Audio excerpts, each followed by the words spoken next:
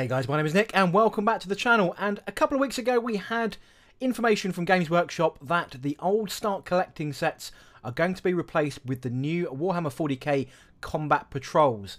Now these Combat Patrols are an army in a box at a power level of 25 and approximately 500 points worth of content, which is exactly what you need to get combat patrolling under 9th edition. And if you've been around this channel for a while, you do know that I like to break down the value of the contents of the box set, not just financially to see what the discounts available are, but also whether you're going to use the models in a regular kind of game in the first place. Nothing worse than buying stuff for discount if half of it is hot trash and is going to live in your drawer unassembled and unpainted. So without further ado, let's take a look at the first two Combat Patrol boxes released by Games Workshop, and that is the Space Wolves and the Death Watch.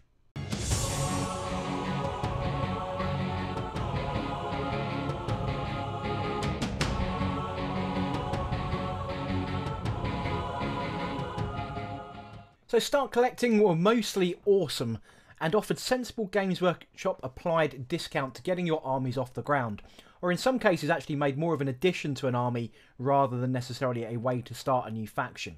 You did have some sets that were more filler than they were killer, and also depending on the set would vary hugely in the points contained within them. These new Combat Patrols are designed in a way to be 25 power or 500 points, which is that new starter level of game. We've had two released so far, that's the Space Wolves and the Death Watch, and more will come most likely around the times of each of the 9th edition codexes, although we have had the Space Marine and Necron codexes dropped already, and no dedicated Combat Patrol sets for either yet. But watch this space, Christmas is only just around the corner, and we may get bigger bundles around that time, which is traditionally what we've had over the last few years.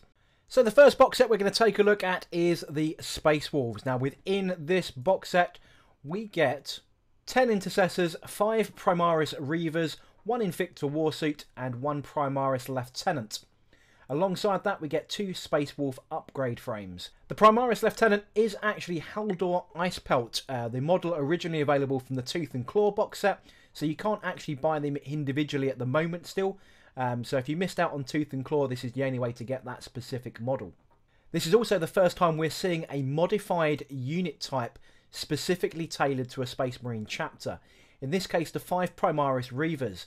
Now you can actually run those as a unit called the Hounds of Morkai, which is a specialist anti-psyker hunting pack made using the Reaver kit and the Space Wolf Primaris upgrade frame, and then you'll obviously pay the appropriate points difference or power level difference within your codex to use them as that. Of course you can still use them as regular Reavers too. The total value of all of those models added together is £128, Games Workshop RRP. The price of the Combat Patrol box set is £85, giving you a total saving of 33.9%. So clearly, financially, this is a good deal then. We're getting 33% off. So that's never a thing to be ashamed of. And if you do go shopping via your friendly local gaming store, which will offer anywhere between 10 to 25% off of that price, you are going to be making a very, very good saving. Now, what about the contents themselves? So we've got a Primaris Lieutenant, which is that specific character that you cannot buy outside of this bundle deal. So there is value in a limited edition model, as it is not available in a clan pack on its own. You'll only end up buying it through eBay or other resellers. So there's definitely value in that. Primaris Intercessors and Primaris Reavers. Intercessors are awesome, Reavers not so much, but the Hounds of Morkai version could well be pretty good, especially if you face a lot of psyker heavy armies in your regular games. The Invictor Warsuit in 9th edition certainly has its place, all about taking objectives or forcing table quarters and secondary objectives and so on. The Invictor Warsuit is pretty powerful. Then of course we've got the Space Wolf upgrade frames to make them into Space Wolfy type models.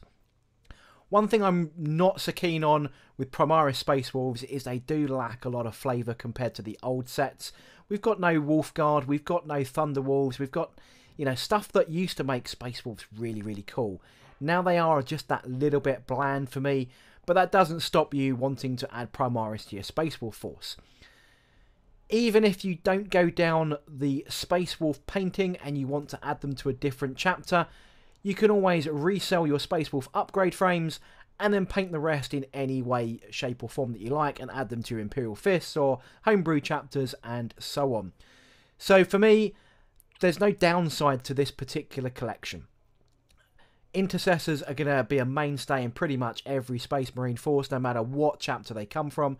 Invicta Warsuits, as I said, are really cool, and Primaris Lieutenants of any shape or form are not a bad choice. So for me, this contains very, very good value, as well as costing you and saving you a lot of money. So for me, that's not a bad thing. Moving on to the Deathwatch then. Within the Deathwatch set, we're going to get 3 Aggressors, 1 Deathwatch Apothecary, 10 Intercessors and a Deathwatch Lieutenant, and 2 Deathwatch upgrade frames.